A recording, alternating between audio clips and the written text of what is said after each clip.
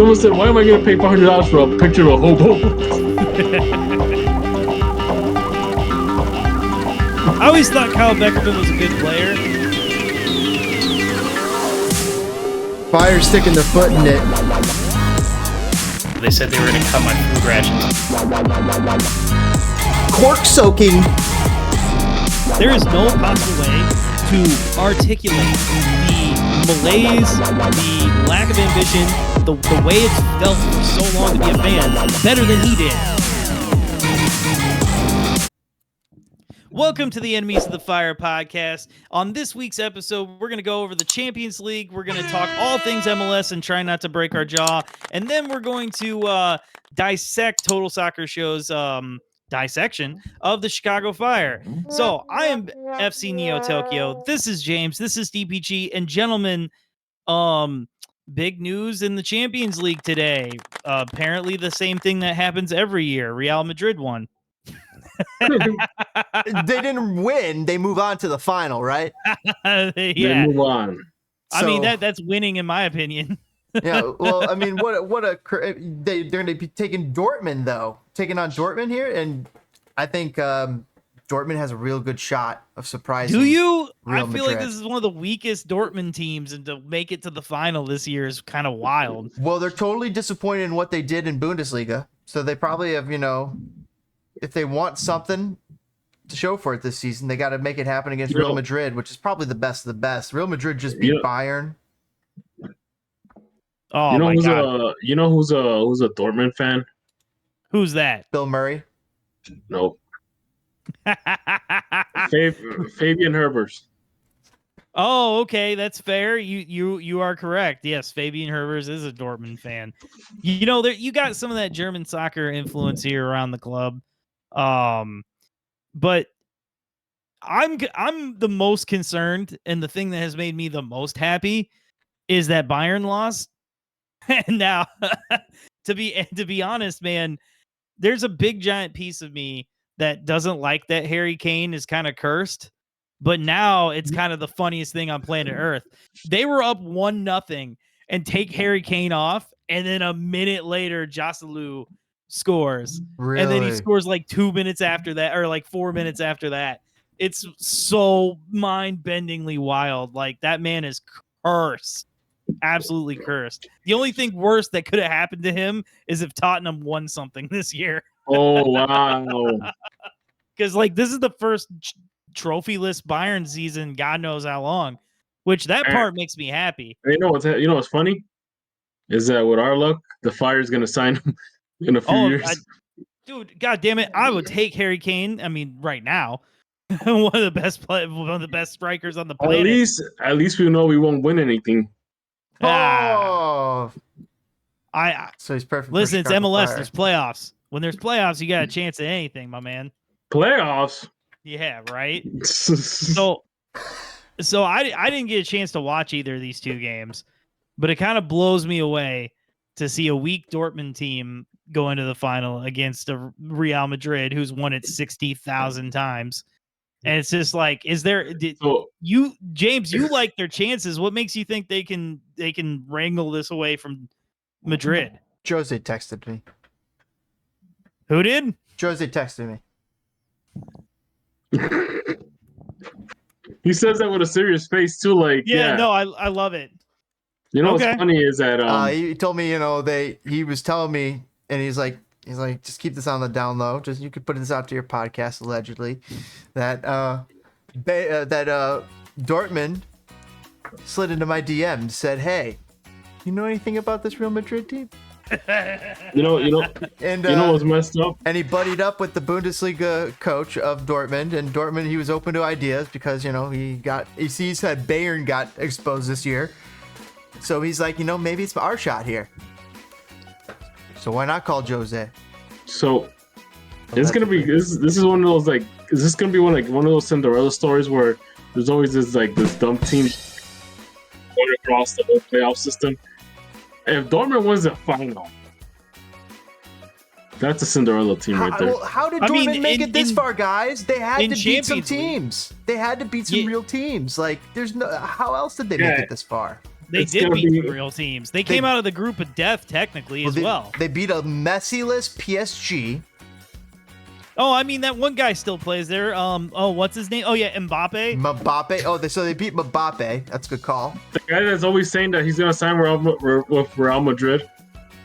So I believe that'll happen. Real one Madrid day. beat Man City. Bayern beat Arsenal to get here. PSG beat Barcelona to get here. And Dortmund beat Atletico Madrid. So right now, Dortmund's beat Atletico Madrid. I think they could put Real Madrid to the spear too, to the hilt as well. I would disagree, but I respect your right as an American to say it. Oh, I know. Real Madrid's a clear favorite. Absolutely. Oh yeah.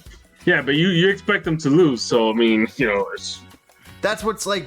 I could see them surprising here, but they beat PSV to get to Atletico Madrid. That's a big jump to go from PSV to Atletico, and then to PSG.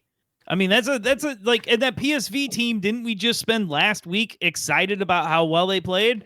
You know what I mean? Like, I mean, I think it's a pretty good run. Now, yeah, this is not bad. Now, DPG, who do you think's gonna win this final? Before I move on to something near and dear to my heart. Well, between Dortmund and Real Madrid. Yes. I mean, Dortmund's that stupid Cinderella team, and then Real Madrid is a powerhouse. So, it's oof. $5 pays out 26 for Dortmund. if you bet on Dortmund money line right now, plus 425. Real Madrid is the heavy favorite.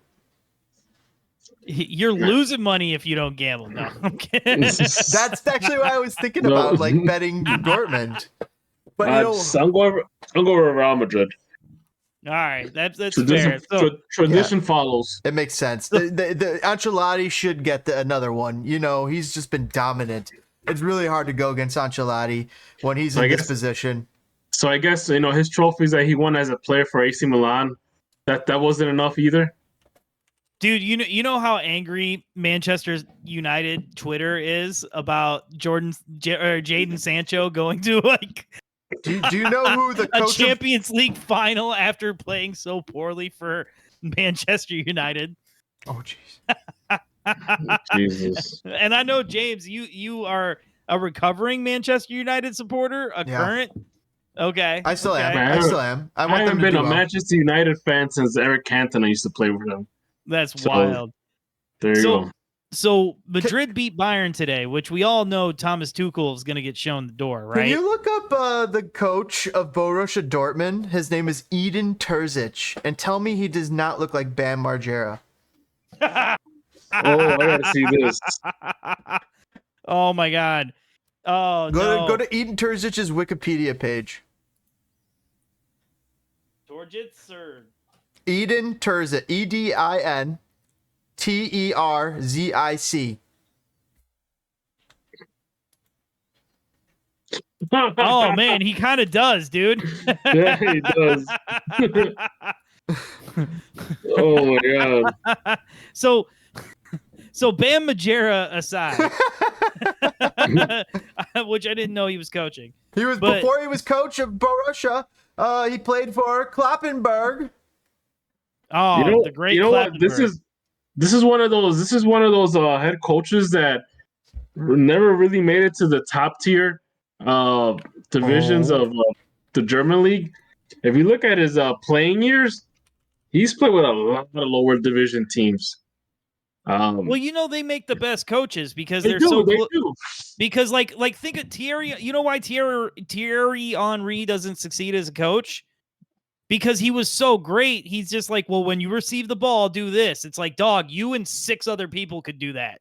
You know what I mean? Like, you get what I'm saying? Yeah. They're kind of like, oh, we'll just do this thing. It's like, you know what it is. You know what it is that these head coaches that played in the lower division teams, they got a chip on their shoulder. They want to stick it to the team that never bothered, that didn't take a look at them. Dortmund can do it, guys. Dortmund beat Bayern in season this year.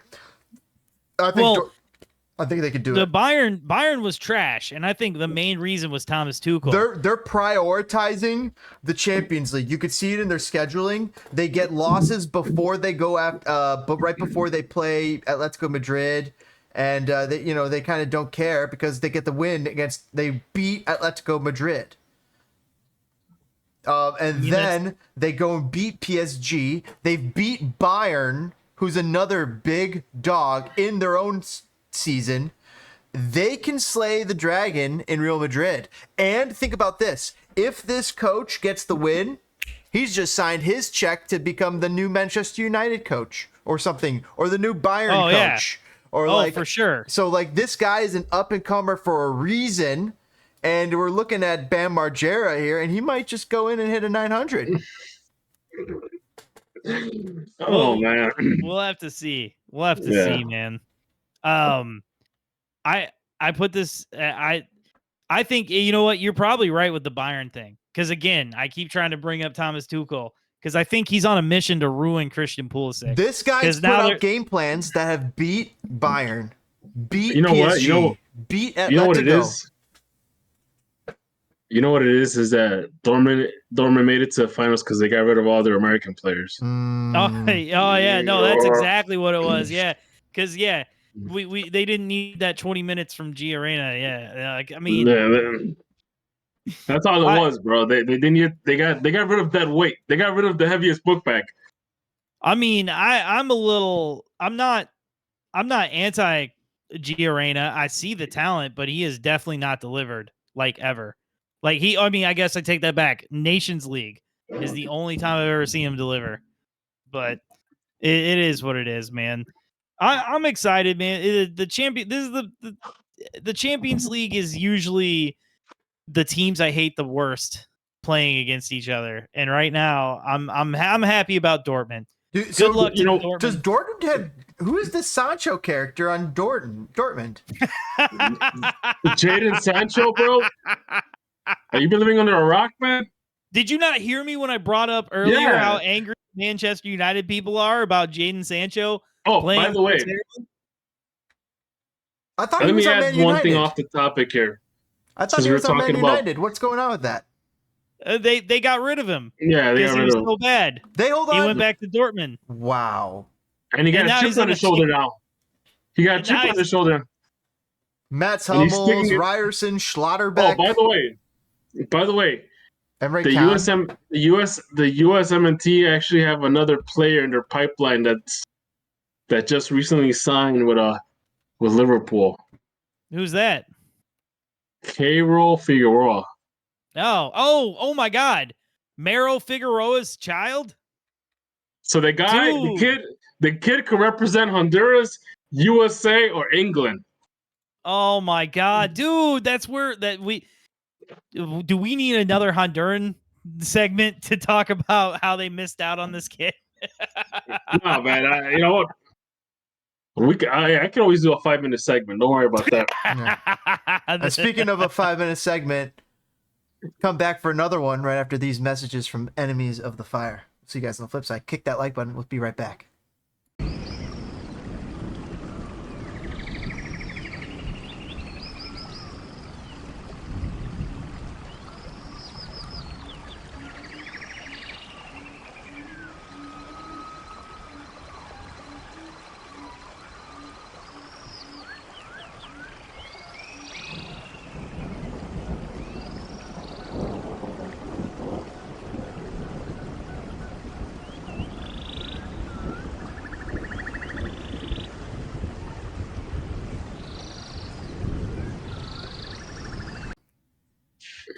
Welcome back, enemies of the fire. This is what we like to wade into the MLS world, and there's actually a lot going on. So, if you ever thought these MLS owners were greedy and they had a ton of money, of course not, because their clubs are only ranked in where are they ranked in the evaluation of the worth of clubs around the world? It's actually pretty incredible. I mean, they're all poor, right? These owners, they have no money. They need our public funding and stuff, right? They're all the way down in the hundreds, right? Or new stadiums, right? for new stadiums? Yep, for new stadiums, right? Well, you got 5 MLS teams valued in the top 20 most valuable soccer clubs in the 5 world.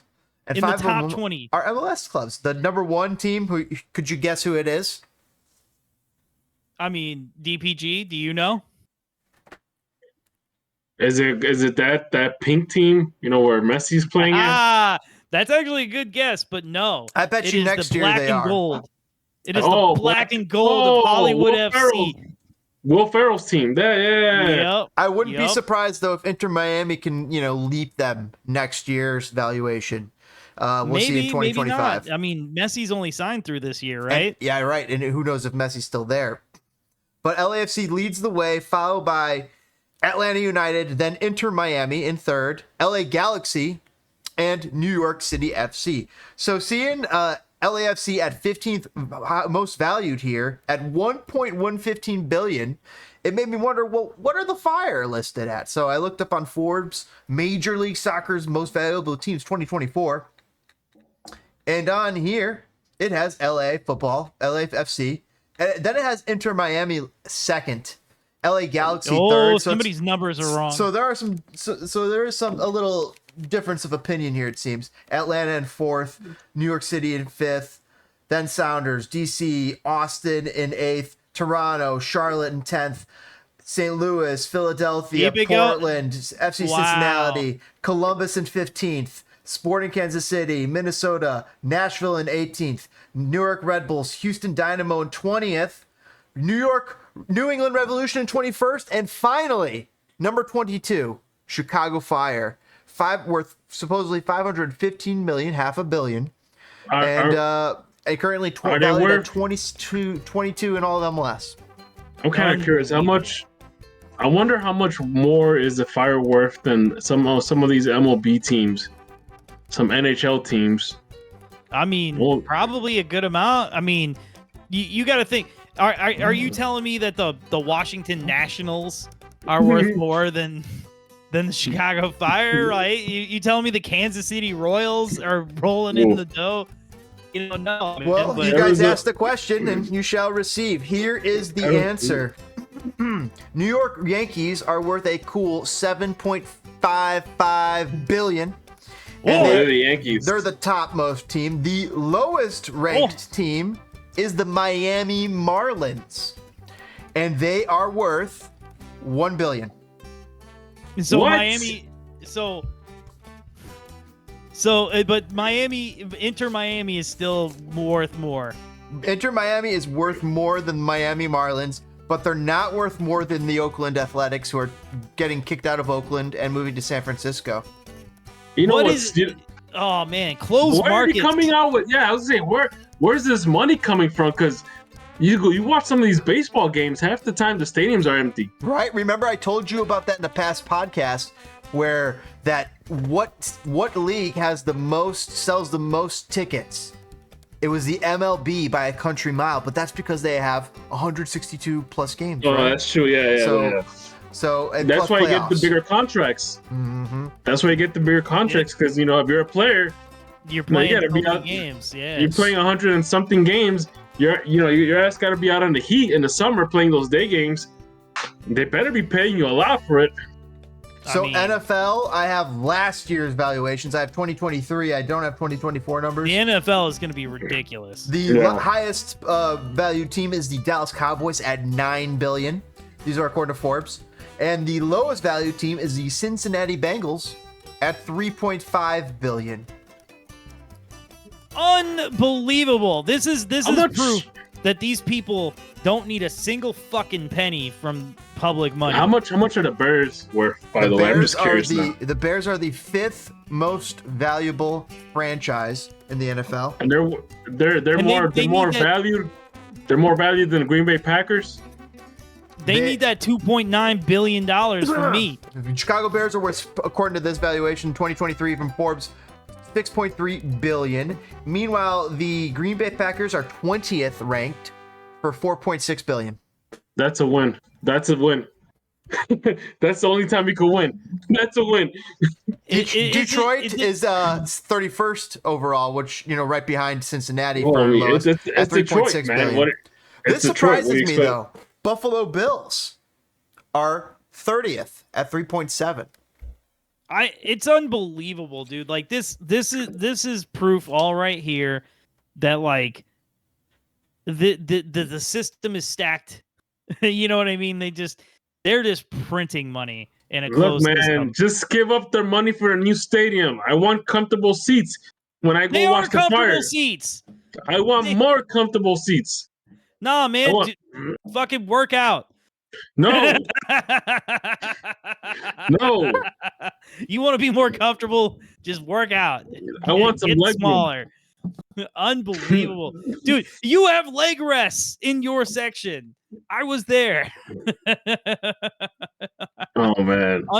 Unbelievable just to think like that these people have such a closed system and they got fans yelling at these players like they are ripping them off or something stupid. I have They're NBA numbers up.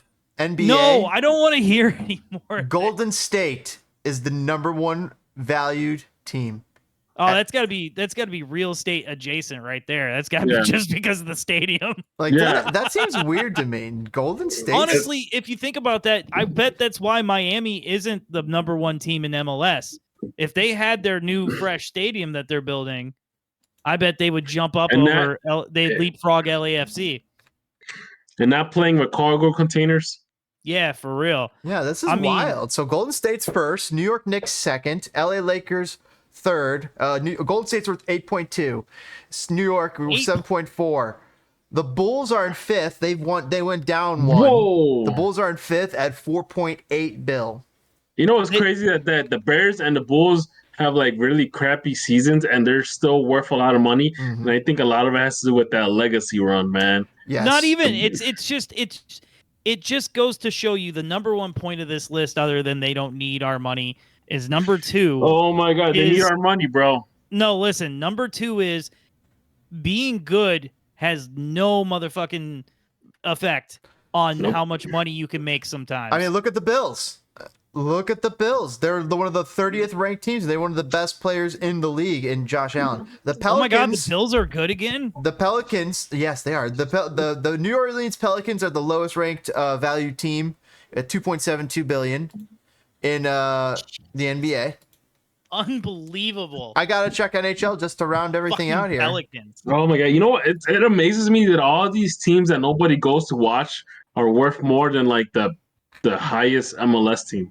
Okay, I think this isn't gonna blow your mind, but who do you think is the number one valued NHL team? The Blackhawks. Red Wings. That's a good guess. It is the Toronto Maple Leafs at 2. I didn't think. You're right. 2.8. That's got to be partially real estate as well. What's the number one making American Toronto. team valuation?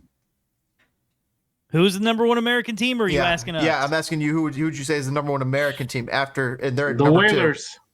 No, hold on. I'm gonna say I'm gonna Whalers. legitimately say it's either the Rangers, the Red Wings, or the Kings. 2. It is the Rangers. Oh, baby. The Rangers at 2.65 billion. The Blackhawks are in sixth, worth Makes sense. 1.88 billion. That seems like an undervalued to me. You know what's crazy? Again, all these teams are ranked 5th and 6th. Chicago. And they're garbage. And they're garbage. And they're garbage. The cheapest franchise or the least valued franchise in the NHL was the Arizona Coyotes at 500 mil. And the next one up from them is Buffalo Sabres at 750 mil. 250 mil more is like the next jump up, 31. And then from there, it kind of climbs up to the first millionaire, which is Minnesota Wild. St. Louis Blues are not valued at $1 million. That seems wild to me. Nor are the Ducks. Yeah, $1 billion. How are the Ducks not? I don't know. You know what? I'm done. The I'm done mighty caring Ducks. about Yeah, it. all right. The mighty Yeah. Ducks. Yeah. Unbelievable. All right. Well, I guess you guys can decide on what the evaluation of this podcast is. I mean, I'd give us $1 billion. Yeah.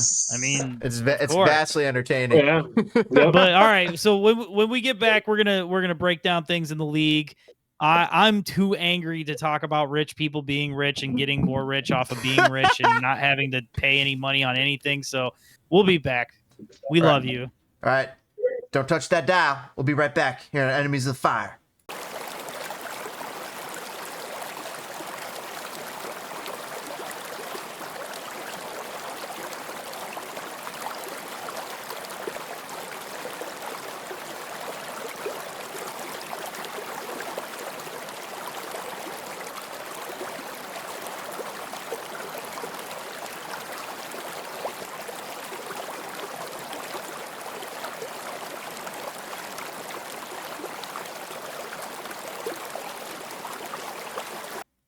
Welcome back, Enemies of the Fire. We are here to talk about all of the interesting things in MLS. And James, what did we find interesting? I mean, we have to talk about the one interesting guy first all the time, right? Well, This is DPG's favorite segment. and his name is Leo Messi, and he's the league leader in goals and assists. He actually shares that goals leading with Luis Suarez, his teammate. They both have 10 goals. Meanwhile, Leo Messi has 12 assists. The next closest is Christian Arango of RSL with 7 assists. And Christian Arango also has 9 goals. So he's having a heck of a season too. Yeah, he's having a killer season as well. But this is, you didn't expect this from, well, people like DPG didn't expect this from Messi. This is the kind of thing since, like, you know, I've been a fan since the beginning of the DP rule. This is what I always wanted. Oh my was God, someone yeah. to come here and be like, I win everywhere I go. So now I go to America, not just to grow the game. No, I go to America and I win. Absolutely. Like, that's what I've wanted to see since the DP rule. And Messi is somehow, despite the hype being so ridiculously too big, is like living up to it. And that's what's the shocking part. He didn't just break his leg 2 days in and has been a flop. Like, it's shocking that he's killing it. DPG is fuming. I can see it. He's turning red. Oh man, it's getting boring, bro. How? How is he this had boring? 5 assists. He had a goal and 5 assists in a game. How is that boring? If it was, dude, if this was Brian Gutierrez, what would your energy be then? Well, it's a homegrown player, Chicago native, that is trying to make a mark for himself. So I mean, I will be excited. If he was putting up Messi numbers, yeah, we'd be I'd be ecstatic. excited too. What if this was KDB? There is no other Messi. Kevin De Bruyne in like 3 years. What if this was KDB? How would you feel? What if this is Marco Royce? Would you be more excited? Stop it. No, don't start that. Don't start that. No, would you be like more? Are you just like, I don't want Messi to make MLS look bad, or what's the deal? Yeah. I think it's more or less just, you know, I think MLS had a good thing going before Messi showed up. I think the quality of the league was. You think he's harmed the image of the league? Well, no, it just makes us look like we're still a retirement league. We were kind of getting away from. We were kind of getting away from that. We are away from that, though. No, we're not. You know, you got Luis Suarez. You got a bunch of in the same old league with Spanish Cucho guys, Hernandez, though, you know, but and Thiago you know, Almada. The thing about it is that I think it's so the situation itself. It's twofold. You know, you want guys like Thiago Almada and Cucho Hernandez to actually tear up the league. But at the same time, you have these guys like Leo Messi and so on company that are much older. They're pretty much retirement age. That are tearing up the league. It's not a good look because, I mean, because we're so desperate for validation. Did anybody call France a retirement league when Messi went and tore that up? No, I think, but Messi was still like in his early 30s. Okay, hold on. And though. he's playing with Mbappe and Neymar. Zlatan left LA to play at AC Milan for like 2 or 3 years. Like, was he in retirement mode? Like, nobody said AC Milan was a retirement team. Like, no, it's just we finally are not a retirement league. We finally have a mix. And right now, we just happen to have the best player on the planet nearing the end of his career in this country. And thankfully, in my opinion, they're cheating all hell of the fucking roster rules because all those rules need to be thrown out anyway. So I'm all for that. Zlatan's a great point. That's another thing too. Didn't retire after he went from LA Galaxy. He went on to still do stuff. He didn't retire, so that does dispel more of the retirement league. But that's another thing too is what Toko's saying right now is man, I forgot what you were mentioning. No, I was just saying that, like, I like how they're breaking all the rules. Now I don't have any proof of that. That's another thing too is how much. That's what I was trying to get at. How much rule bending is the league giving Miami to bring Messi, to bring Luis Suarez, to bring all of these guys? Well, they're talking about signing Di Maria here in the summer. Yeah, so that'd be awesome. That would be awesome. You're right. Think about that. You think about that. That's a lot. That's how much of the rules is the MLS bending for Miami? Who cares? Well, I mean, they slapped them. They slapped. You know what it is? Is that you guys are thinking of this more short sighted. Like, sure. This is my God. This is established. Messi. There's no reason to care. Like they need to get rid of the rules. The only thing holding MLS back, the only thing is salary cap. If you got rid of salary cap and you let everybody work independently, you would see MLS would be one of the big five because players want to live in America. And not to say America is the best place on the planet. I'm just saying there are people who want to live here. The markets are big enough. There needs to be a different kind of salary cap. Well, or that, which is what we'll get. I think my thing is this, is that so much attention has been put on Messi and company that it kind of overshadows everything that MLS has done the past couple of years in terms of improving itself, improving its image, attracting younger talent, and I get it. This is Messi. This is equivalent of having Maradona and his, towards his, end of his prime show up. But everybody wants to go see Maradona. And everybody wants to go see Messi. I'm going to agree with DPG in the sense of this. Ever since Toronto started to be good, back in 2015-16 era there, we have had some of the most entertaining soccer and really fun playoffs and great games and good rivalries. The league was so fun to watch other than 2020. Since then, it's been on such a different level since then. And yes, Messi and friends are overshadowing that currently, but I think they're giving MLS something that's never had, which is well, I guess I take that back. New England and LAFC had some good point totals, but a truly just dominant team.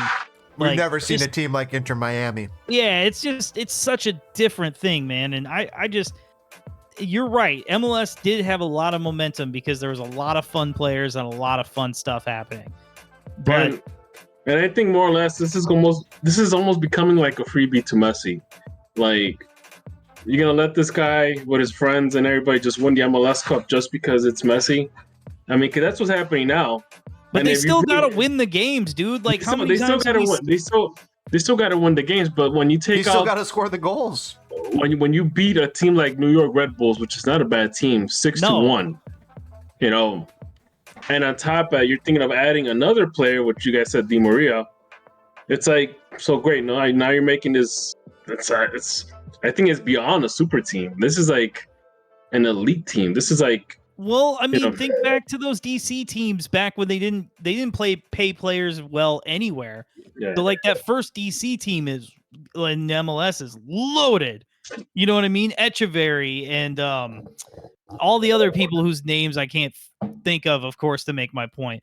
But they were loaded back then. The MLS has had different eras of super teams, but I don't know, man. I like it. I'm excited to see because we're living in an age where these players are caring about their physical health to where you're not just done at 31. Usually, yeah. And these are some of the best to ever do it. How many times do people retire at the top, like a Barry Sanders? You know what I mean? Very rarely. And so rarely, but you still see it. So it's just these guys could have retired in a top 5 league, and they're not. They're here winning another title because winning is rad. Chicks dig titles, man. So and goals. I brought up Di Maria. I want to ask, and I hope DPG is a father. Everyone, that's why we're losing him here and there. But I want to get your opinion on some rumors about Marco Royce coming to MLS. where would he go? And why would he come to Chicago over Chucky Lozano?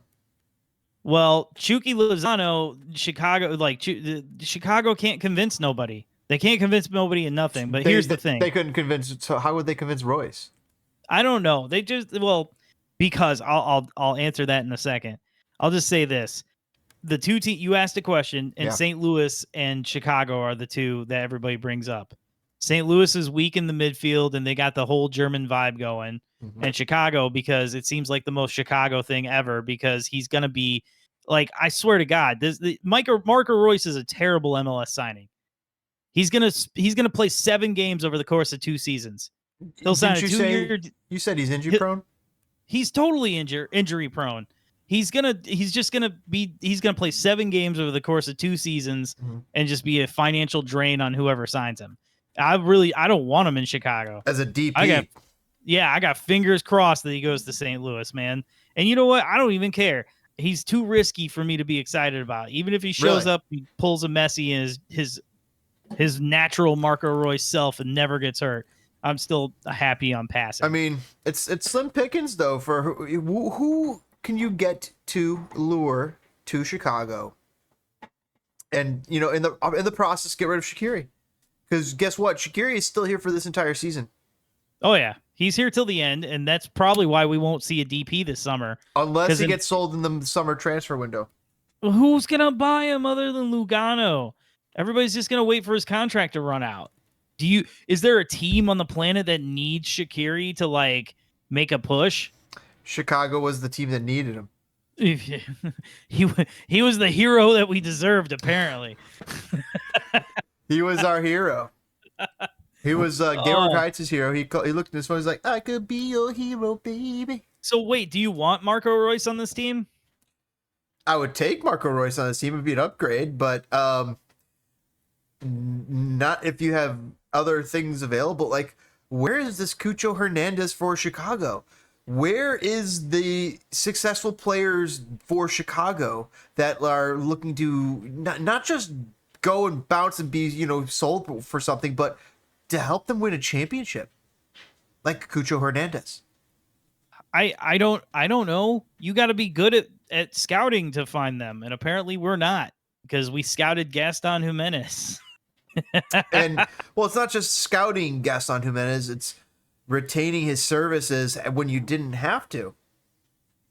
No, I mean, I guess he's just a nice guy. He batted his eyes and Gehrig just melted in his seat. Do you want Royce? I don't want to. He's too injury prone. I just feel like, I feel like if he signs anywhere else, he'll have a good career. If he signs at Chicago, he'll play 7 games over 2 seasons. That's literally how it feels. And I can't with it. I can't with that. That'll hurt me too much. But anyway, man, this is going to make me sad if DPG doesn't join us back for this one, because talking about being hurt, Aaron Boupendza, broken jaw at a pizzeria late at night, given to him by a local boxer. Right. So it makes you wonder what was going on and what is going on with Boupendza, because he's going to be out 6 to 8 weeks. He already had the big scandal with the sex tape. He's already been suspended from the team for missing practice. He's already been not kicked off, but sent home during an international break for Gabon because he didn't show up to a game. Like, what is this kid just a new Solomon Kalou, somebody who's just going to get in a lot of freaking trouble? Damn. Like, and just he's just going to party his way out of life. Well, right now it sounds like soccer. Well, you're sending. It's crazy that he's sending this many alarm bells ringing that it's ringing up on our podcast. Like how many more people does he got to scream, "Help me, help me, help"? He's drowning in something, and something's going on that he needs some help with.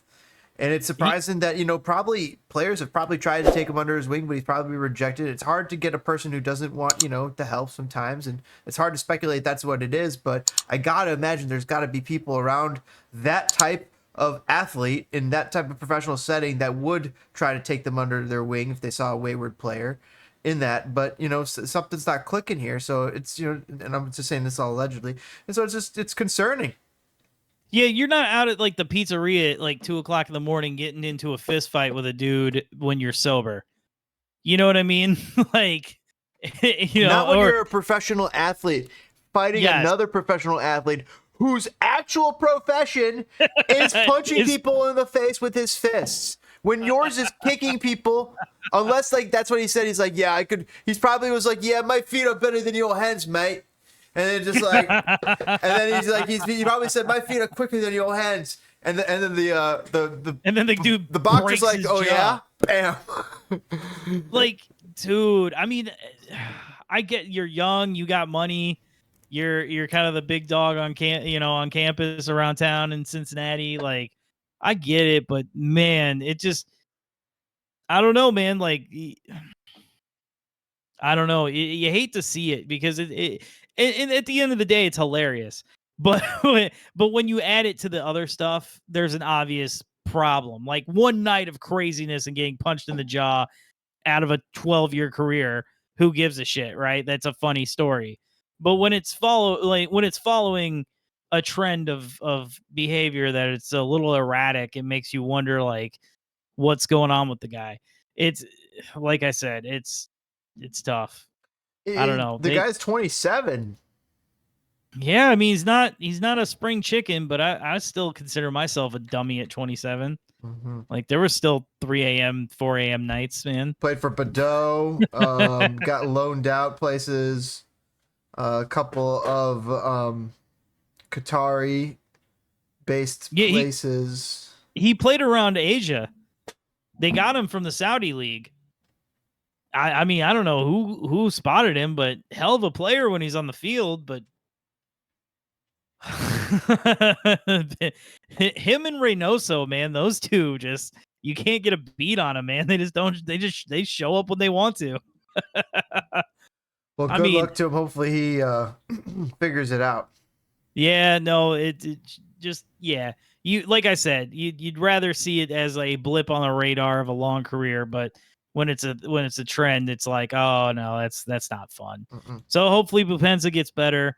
We're gonna get better, and then we're gonna get sadder because we're gonna talk about the Total Soccer Show's dissection of the Chicago Fire and our current living situation. I think it's actually going to be great. It was awesome. Can't wait to discuss it. Come back for Enemies of the Fire. Kick that like button. Comment below. We'll read and we'd love to read your stuff. And we'll see you guys on the flip side. Peace.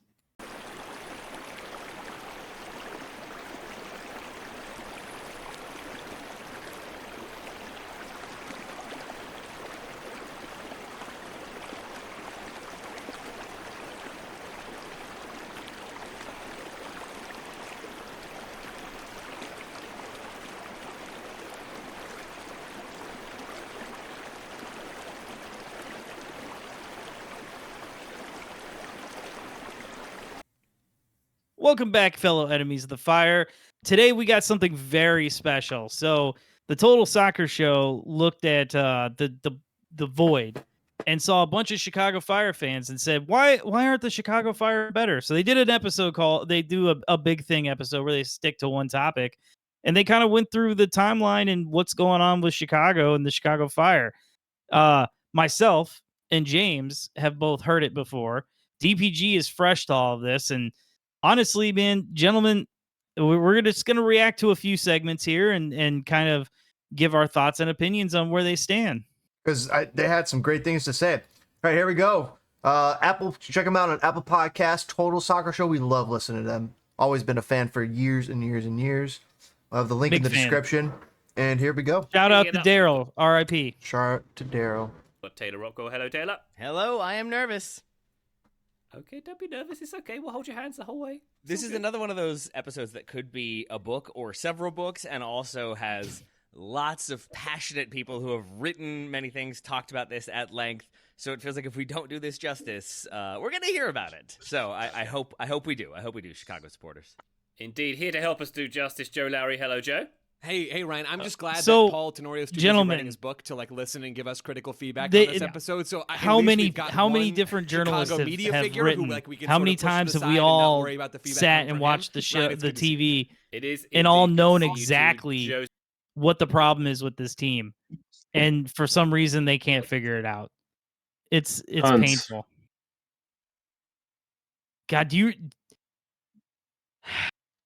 as a Fire fan, they don't mention it in this episode, but just the editorial. Back when soccer news was so sparse, you had to listen to state-run media. And for them to write this editorial about how terrible the fans were to poor Andrew Hopman, like the tone deafness of it, that's a theme. Tone deaf. That's a theme. I'm sorry. No, it's all right. James, I just Yeah, they were doing their intros. Yeah, they were letting Joseph to... Lowry know, and I've talked to Joe before, and yeah, it's great to hear him talk about this. He definitely knows a lot what's going on. And then there are some things, they do get maybe a little bit wrong, but at the same time, I think that there's a lot of great stuff in here that we could talk about, dissect, and further add to. Or that was going to be my question. Hello? I'm just going to assume that Malort tastes worse. Okay.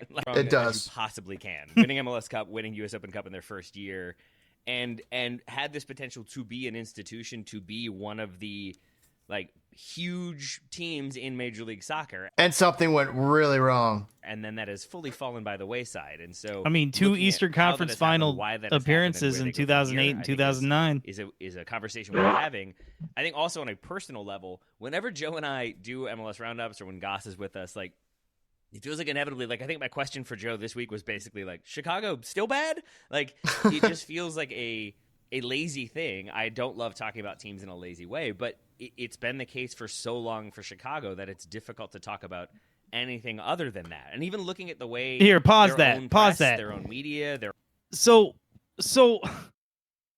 that's literally, we've fallen into this rut already, and we're only on match day 12. We come to the episode and we're like, I'm so mad, but how many different ways can I say fire Frank Klopas? How many different ways can I say Garrick Heights is not the way? We're the most consistent team in the league. We're consistently in the exact same level of bad all the time. Besides San Jose Earthquakes. Yeah, well, go ahead. I think I was going to say, I think a lot of it too is either Joe Mansueto's ignoring when everybody's talking about the fire, because this is not the first time we've heard, this is from a podcast. I mean, we've heard it on the MLS show on Apple TV from what's his face? Oh yeah, Bradley Wright Phillips. Yeah, we talked about that.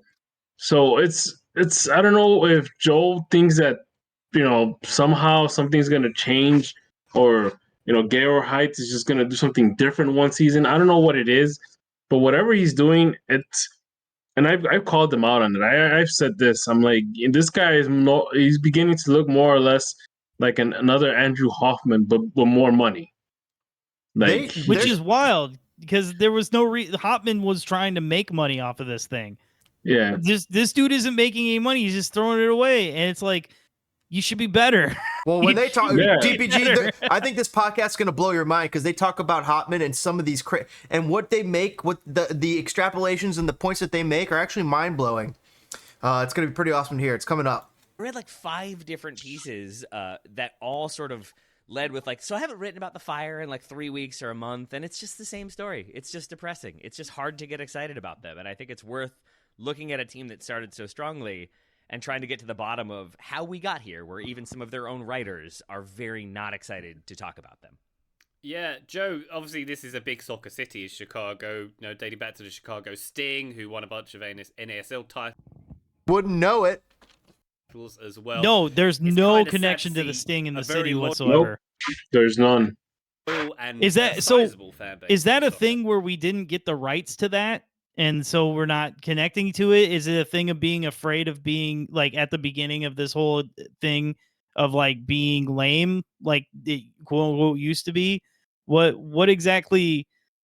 You know what I mean? I don't know anything about the Sting, and they said they won a few championships. Didn't they only win the last one? They only won one. They won the last one.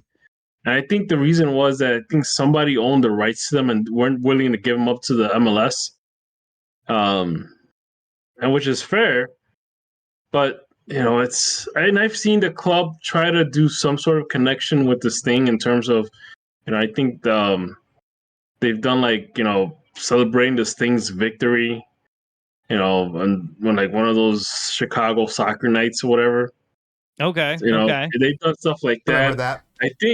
I think they might have even done like a yellow jersey. There was one black and yellow, wasn't there? Yeah, I forget what year that was. not the Morelia one, not the weird. Was that a Morelia one? I don't remember, but I remember they had a kind of like a black and big yellow soccer jersey. city, and just big city. Like by all accounts, the Chicago Fire should be a big club in Major League Soccer. They should be a team that is fighting for like global name recognition in the way that the Galaxy have done, in the way that Inter Miami are doing right now, in the way that LAFC and to a lesser extent, but in different ways, the New York teams have done in their own football group kind of methods, but they're not. Chicago's the third biggest city in the United States. It's diverse in population. Unlike, LA and New York City, there's only one team in Chicago. Like there are a lot of things going the Fire's way on paper. They have the ingredients. They've attracted, Ryan, as you said, even some notable stars, but the club has really, really struggled to lay out some of their issues very clearly at the top, or at least some of the results from those issues. They have not made the playoffs in 6 straight seasons. Ryan, you mentioned 2017. That is the most recent time, and they're probably going to make it 7 years in a row this season. They've made the playoffs just once in the last 11 seasons. They haven't made it past the first round of the playoffs since 2009. They're currently 13th in the Eastern Conference. They've allowed more goals than any Eastern Conference team this season. We talked about that on Tuesday. They rehired Frank Klopas, who pops up in all sorts of different spots throughout the Chicago Fire's history, as their manager after having him as interim for almost an entire season after letting go of Ezra Hendrickson last season. There are major which they issues have in the a front similar office. record now. The Fire, for me, to put it succinctly, in the year 2024, are at their core a story of an incredible amount of wasted potential. Wow. Yeah, it's very true. Taylor, take us back then. Was there is there an alternate 1985 to use a Back to the Future terminology here? Did the path get diverted at some point? Yes, it did. Wait till you hear this, DPG. Yeah. Founded in 97. As I said, they win inaugural MLS Cup. They win US Open Cup. Manager Bob Bradley, lest we forget. And it's crazy to look at the Fire, like going back to their founding and just see how many like big players, how much talent they have had, how many names in U.S. soccer they have had in that team. The team that goes on to win MLS Cup that year has Zach Thornton in goal. They've got Jesse Marsh, Carlos Bocanegra, Dimo Kovalenko, Peter Novak, Chris Armas, Hristo Stoichkov, Ante Razov, Josh Wolf comes off the bench, as does DeMarcus Beasley. Like that is a stacked team. It is not surprising that they win it the way they do. And then, to my mind, that's when you have DC United being the dominant team in the East and in Major League Soccer. And growing Been a up while as for DC them, fan, too. Chicago were a team I feared. It has. Because they were so good and came out of nowhere and just knocked DC off their perch a little bit. And that was what Chicago were. They were a really difficult team that had a bunch of talent, but were also going to be fighters if they needed to be, sometimes literally. And they have a super strong start. I've already talked about the silverware, but they make the playoffs up until 2004. That's the first time they missed the playoffs. So to be an expansion team and then kind of hit the ground running the way they did is not a feat that many can replicate. And then they start making decisions that I think lead them to a breaking point of sorts, beginning with the dismissal of Peter Wilt, who remains an incredibly popular figure in U.S. soccer. That's it right there. For independent teams and for lower leagues. It is. He is also just a very nice guy who will show up at soccer events and happy to talk to anybody, but is a big brain when it comes to U.S. soccer. And parting ways with him, I think largely a surprise. Maybe in retrospect, some of it can be pointed from the brokering of the Bridgeview deal, which sees the Fire move away from Soldier Field in Chicago, downtown Chicago, to Toyota Park in Bridgeview, which is about 30 minutes outside of Chicago. But I think also just did a ton for soccer in Chicago, continues to do a ton for soccer in Chicago, Peter Wilt. But you get more and more sort of tension building, especially once you have Andrew Hauptmann come in and takes over AEG's controlling interest. Joe, do you want to pick it up from there? This is crazy. Here, I'll pause. pick it up. So the Fire, obviously. Joe's about to drop some bombs. No, this is you're right. This is about to be crazy, and this is probably going to be the last segment that we listen to and really dissect. But I'll say this. That 98 team that they just described was insane. And when you talk about, they missed the playoffs in 04 and the wheels started coming off, That we missed the playoffs once up till 09. Oh, it was 2004. And then we made it twice since, which is insane. And I haven't won a game since. But before Joe tells us all about this, I just want to say one last thing. I like to believe that no matter where Dimo Kovalenko is in life, no matter what job he has, he's still breaking legs and getting yellow cards, even if he's in finance. Yeah. They have a lot of early success. Taylor, you walked through a lot of their squad. One quick Peter Wilt nugget while we're in there. You mentioned some of the names on that 98 team and some folks that have been around the game for a really, really long time. Marsh, Armetz, Novak, Frank Lopas, Ante Razov, Josh Wolf, coached by Bob Bradley. All those names, right? We've run through those. Josh Wolf, there's a fun Josh Wolf tie-in here. A nice little laminated tie-in from 98. Apparently Peter Wilt, who was the GM for the Fire in their early years, clipped a Soccer America article, the Legends at Soccer America, with their experts' predictions, and only one of them had the Fire making the playoffs. I love the tie of Peter Wilt, who had helped build a roster that had Josh Wolf on it, cutting out expert predictions and posting them somewhere, like waving the piece of paper, and Josh Wolf 20 plus years later doing the exact same thing with his team in Austin. Like Nothing's changed. Nothing's changed. This is a Chicago Fire team early on that had a lot of very important figures in the American soccer landscape, and had found a lot of really strong American talent, a lot of strong talent from Europe. They had done a good job of building those early squads. Granted, it was a little easier at the time to stand out in Major League Soccer because the bar was lower, the talent level was lower, there were fewer teams. There were still questions about, hey, is MLS going to exist the next season? There are all sorts of those problems, and at the time, the Galaxy are owned by Anschutz Entertainment Group. They're owned by This AEG, is critical. the organization that still owns the LA Galaxy. And they owned a lot of teams, along with the Hunts. Like, this was an era, maybe some folks have heard of this era, where a few very, very wealthy individuals propped up basically all of Major League Soccer because the league was not in a good place. There was not a lot of interest. Things were not being especially well run. And they still want kudos for AEG it. was one of those ownership groups that had everything really under their wing, along with the Hunts. There was a time when they had 6 clubs and the Lamar Hunt group had 3. So they were doing a lot of heavy lifting here, AEG, and the Fire were one of their teams. I was chatting with Timothy Holtz, who does great Fire coverage in the Discord. The Sing Electric is his name in the Discord. Great Fire coverage out in the Chicago landscape as well. And he made the point to me that the Fire were very clearly the second team in the AEG umbrella after the LA Galaxy. And as the Galaxy start to gain steam, suddenly the Fire are maybe not quite so interested and or not quite so interesting to their owners. And eventually this leads to a sale. So they get sold to Andrew Hopman and a slightly larger group around him called Andel Holdings back in 2007. And again, Timothy made this point to me. The Fire's last hardware was in 2006. The DP rule came into effect for the 2007 season. Not really a coincidence. That's a direct quote. You have that ownership sale right around the time when the pause DP this rule comes in. because David Beckham is in I would like to dispute that slightly, because I would like to personally say that our only successful DP and was the first one was Blanco. I think in the first DP era, like, how stacked was those 07, 08, 09 teams? We had Justin Mapp. We had Quantum Blanco. We had Chris Rolfe playing well. We had Gandhi. Yeah, we had Condi. We had Pardo. We had Samari. We had John Bush. Like, those teams were stacked, and it was a lot of like Hopman using up what was left in the cupboard.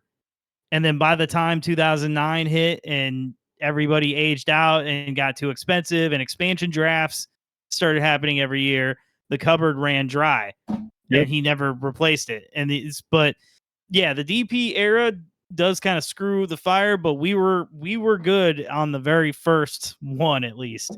You had Blanco did a lot of heavy lifting here.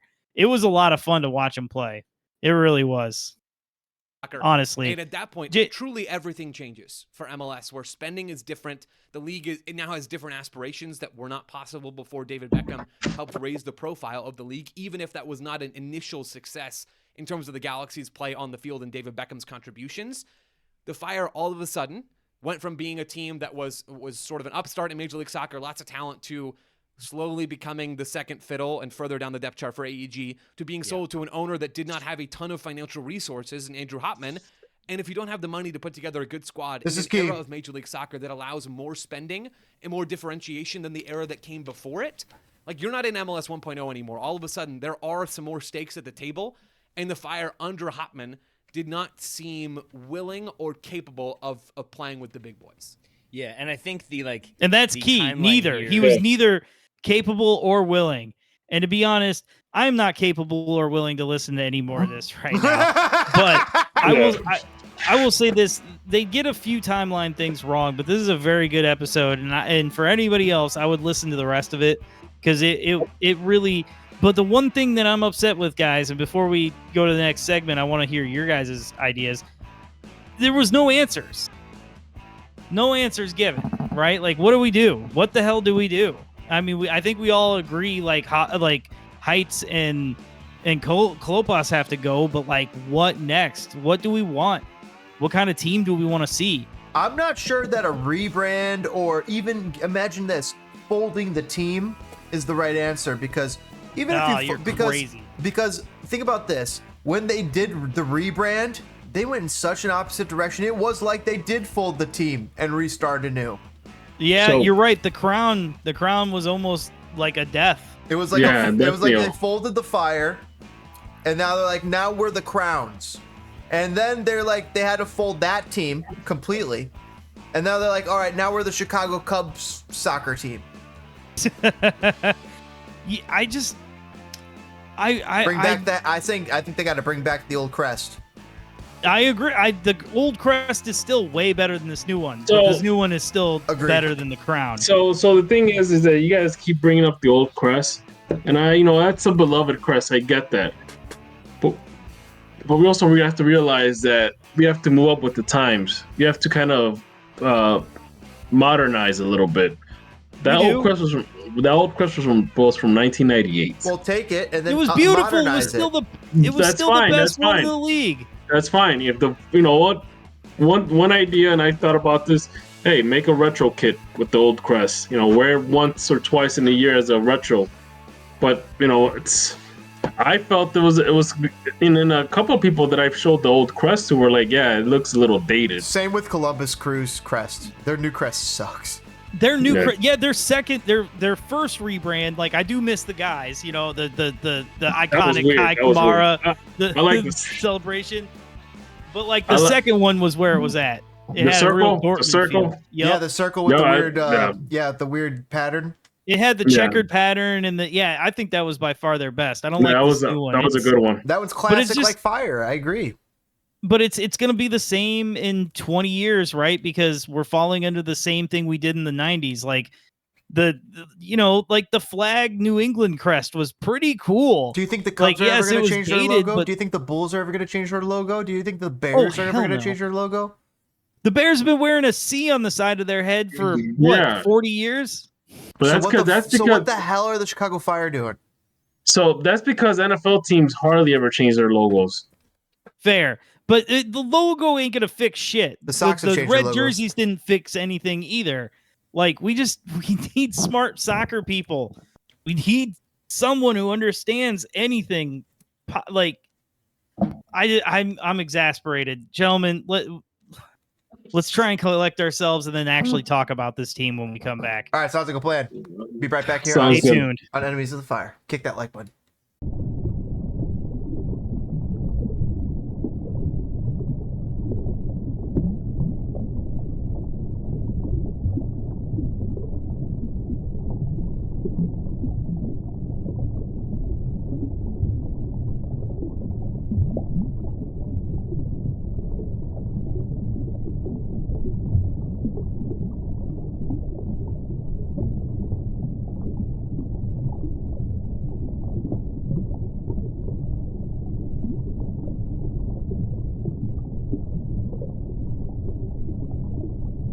One.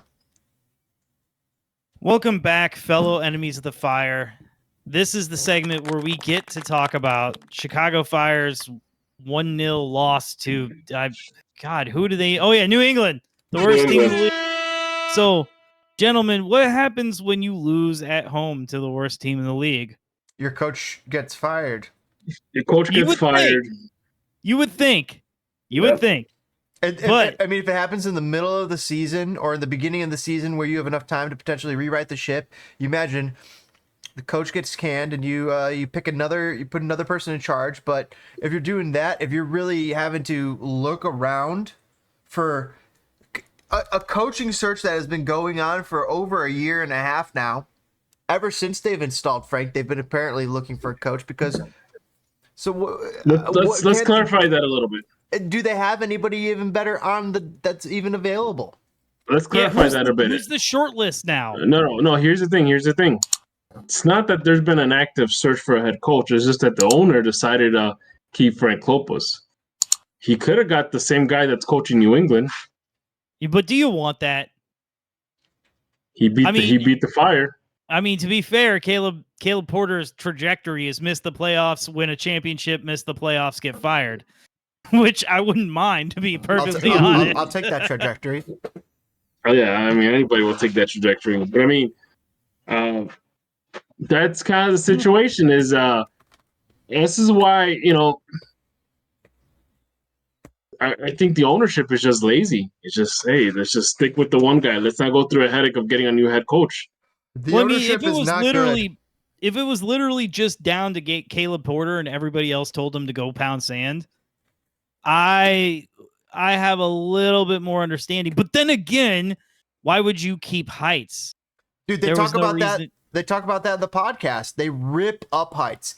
And they say it makes 0 sense after seeing the 2019, 2020, 2021, 2022, and 2023 to retain the services of Sebastian Pelzer and Georg Heights. It made 0 sense. It makes 0 sense. And they're tearing their hair out at why. It doesn't make sense that the Fire retain the services of these. And they also question all of the signings, and they say Shaqiri mega bust. It was great. Oh, mega bust. They say they like Shaqiri. It was nice guy, but mega bust for what the money is and for what he was asked to be and to do, and for this club. Absolute mega bust. And same thing with the Gaston Jimenez. Horrible, even worse. Mega bust. Worse signing. Almost worse. Like, and not to mention re-signed. They were saying that he's one of the worst players in MLS, in all of MLS. And they're saying it's abysmal that they even have to play him.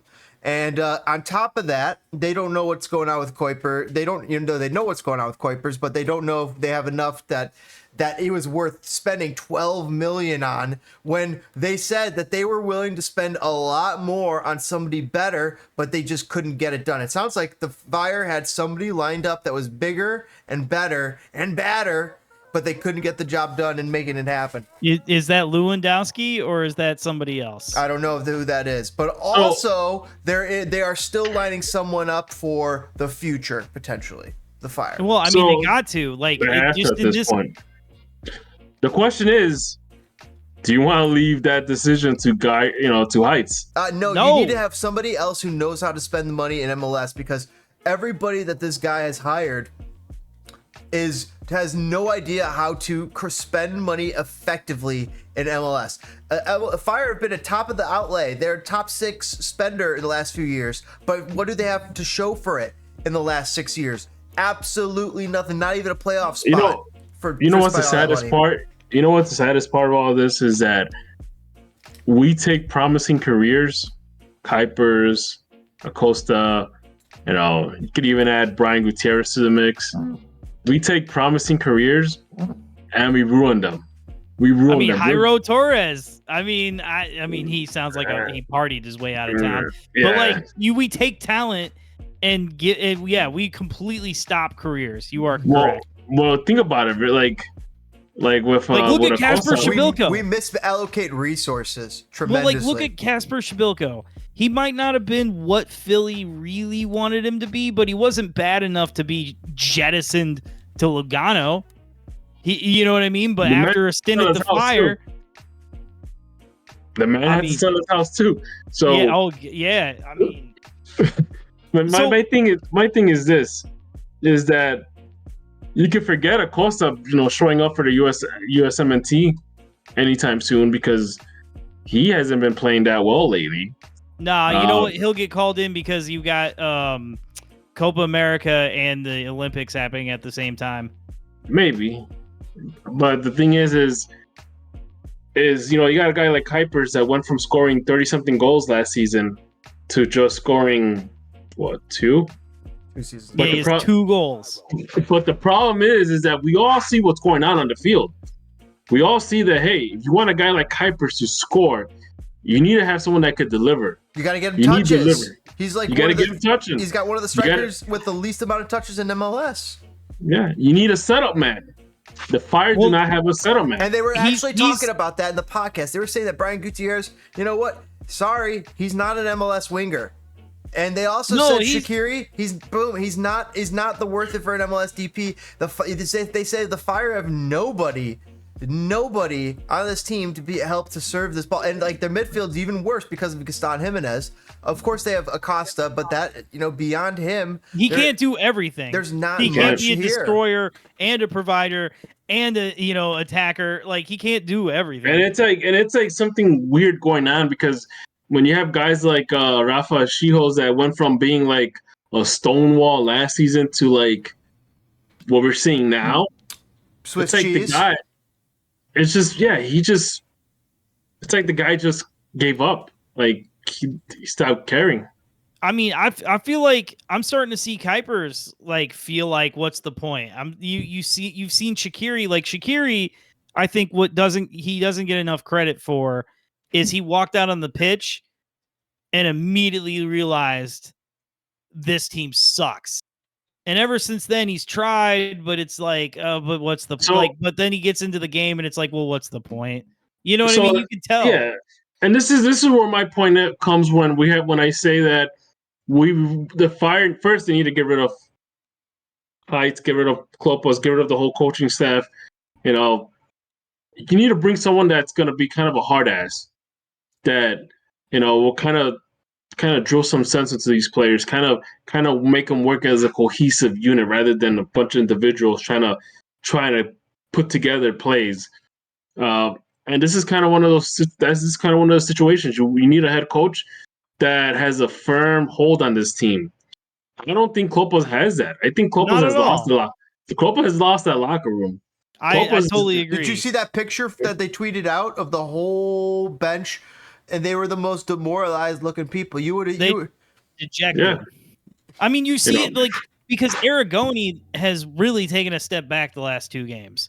Yeah. And I think it's strictly on him changing, his game to try and do too much because he's the only one doing, anything. And now he's trying to do too much. Now he's not playing up to his potential. It's wild, dude. And I'm gonna listen. I'm gonna listen to that segment tonight. Actually, right after this, that's probably gonna be my before I go to sleep thing. But one thing that kind of stuck out to me is when they mentioned Josh Wolf kind of holding the same traditions as a guy like Peter Wilt with the whole paper clipping. Because at first that shows 2 things. First, you got a guy that has a chip on his shoulder and wants to prove everybody wrong. Second, you got a guy that wants to inspire a team. You gotta make those guys that are starting on the field. You gotta make them believe that they could achieve anything, and and not only that, but also have a firm control of discipline within the team. And at this point with this team, we're starting to see that there's no more. They're demoralized. There's no inspiration. There is, if you wanted to take a look at how bad the situation is. That picture says 1,000 words right there. You look at that picture. I want this to be loud and clear. We haven't scored a goal in 4 games. And that's part of it. That podcast made it clear to me that Peter Wilt has done more for this club than any of the previous owners. And I'm not saying bring back Peter Wilt. I mean, he's from a bygone era. He might not have the right contacts. No, he's not GM, not for GM, but he should be president or something. He should be involved with this club somehow. I mean, yeah, but look what happened to Klopas of this club. Look what happened to Klopas. Brain trust. Yeah. Yeah, he wants to stick around the club. Eventually, you end up coaching it, right? They should have kept Peter Wilt in the brain trust somehow. So hold on though. I want to dig a touch deeper because we all know what this 50,000 foot view what's wrong. But like I said, Aragoni's not playing well. You can see players giving up. when do we start blaming Kuipers type of thing? But before we even get to that, I'm seeing everybody lose their shit over Glasgow.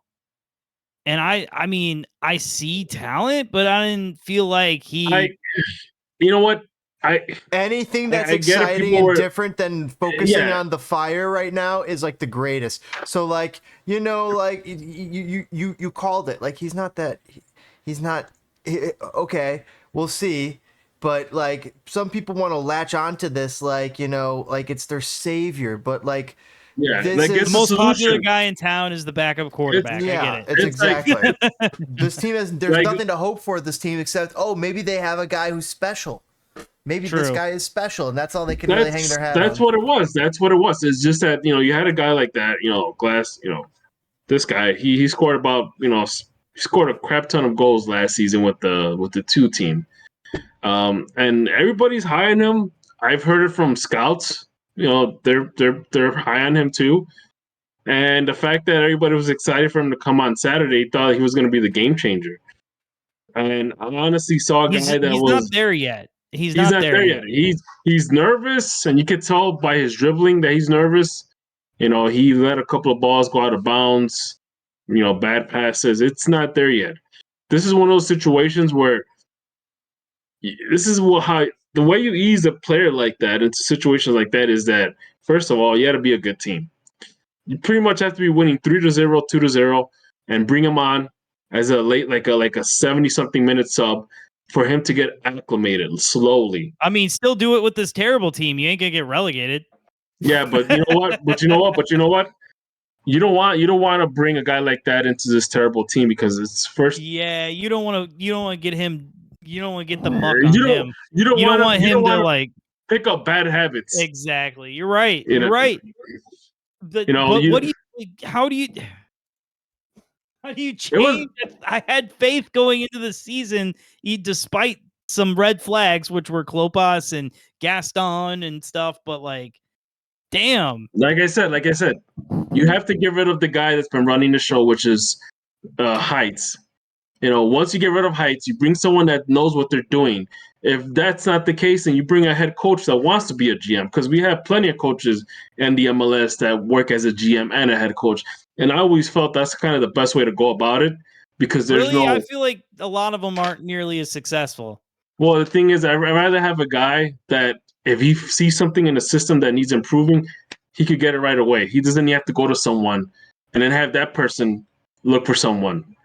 So you get rid of the middleman situation. So, but then again, you also have good GMs. You got the guy from Atlanta, the guy that built up Seattle. You got the guy from Columbus that built up Toronto prior to him going to Columbus.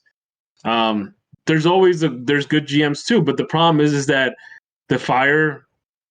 Nobody wants. It was like convincing Acosta to come. You have to convince somebody to be the first one. So, but like, it's so hard to get anybody to come here. At this point, if we're lucky enough, we might get somebody from the NCAA. Maybe give a first-time head coach a chance, because if that's the case and nobody wants to touch this team with a 10-foot pole, it's then you Poach pretty the much guy from Peoria City FC. Yeah, you pretty much have to kind of, hey, lower your standards a bit. But the thing We're is the third that largest market. We're the third largest market. We Either deserve to have clubs that are bigger than the Ohio clubs. Hey, we're the third largest market. It makes no sense to talk about. Can I tell you, you're making good points, DPG, and I love you, brother. But listen, I can't tell you the kind of rage I felt, because I knew, like, I'm the one who said that Frank Klopas wasn't going to get fired, right? Yeah, you knew it. But I still desperately hoped this morning. I woke up, like, when that thumbnail comes out for the press conference, it's going to be like big announcement. And when the thumbnail, when they announced the press conference and it said in big bold letters, the very first thing said head coach Frank Klopas, it was just like, oh, could you just switch the order? Because this just hurts just to read out loud. And then, I'm sorry, then we get to the press conference and the first two questions. What are the first two questions for Frank Klopas to answer? his thoughts on the Champions League and his thoughts on, is St. Louis your rival? This team hasn't scored a goal in 4 games. 4. That's what pisses me off about some of these reporters is that rather than focus on the team, you're gonna ask something stupid like, "Who cares what he thinks?" What are they gonna ask? He's gonna tell him to the go Fire fuck kicked off. out Like, Adon, No, so yeah. they're terrified. No, the Fire no, you kicked should- out Adon and was literally hung over the bridge as a But you lesson think- to other do you think- reporters. Do you think the Fire are dumb enough to kick out a guy that might work for like the ESPN, that might Yes. work for the Chicago Tribune? yes, You know, it wouldn't they're be not the first time. They wouldn't be that dumb. The problem is that these reporters are not asking the hard questions like, "Hey Frank, you haven't won much this past couple of games. Do you feel that are you in the hot seat? Are you worried about your job?" I mean, They do don't you ask- want Frank Lopez to stare you in the face on camera and be like, no hot seat, everything's great. What's your problem? Hot seat. Like, No, I don't know. More You like have- you hot have to- plate. I'm making some flautas. Oh, You know, unbelievable. It's like last year. I mean, whoever asked Heights last year if he was gonna be fired, or he was gonna lose his job, or they're not gonna renew his contract or whatever. Amen to that person, man, because that took balls, and Heights was even pissed off that someone asked him Well, that. of course, because all right, gentlemen, let's get out of here. Let's come back. Let's I don't have preview time to St. come Louis back. for a second. I don't And- have time to and- come back. I gotta jettison.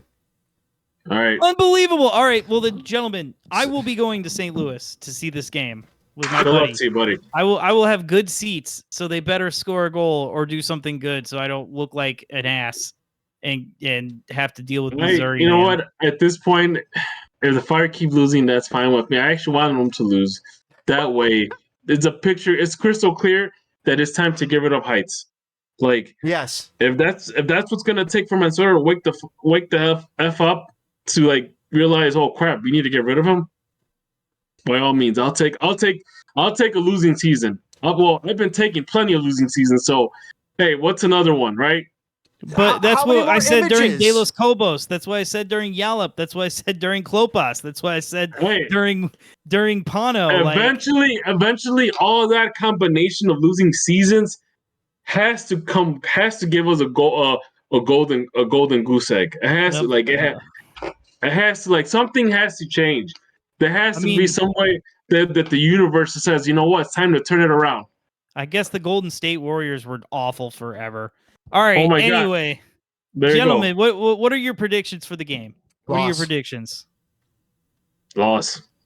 Like I don't predicted in the believe- gambling and the betting episode, week 12. I don't believe in this Check it out. team, but I believe in mathematics. And based on mathematics alone, we are going to score a goal, and it's going to be a 1-1 draw. You should. Mathematics alone. I appreciate your hope. Mathematics, yeah. Good luck with that, buddy. All right. Everybody like, subscribe, comment, all that good stuff. Just what, James? Oh, he literally says punt that like button every fucking episode while I'm trying to do an outro, and he doesn't do it when I throw it to him. Put that Good night, like button.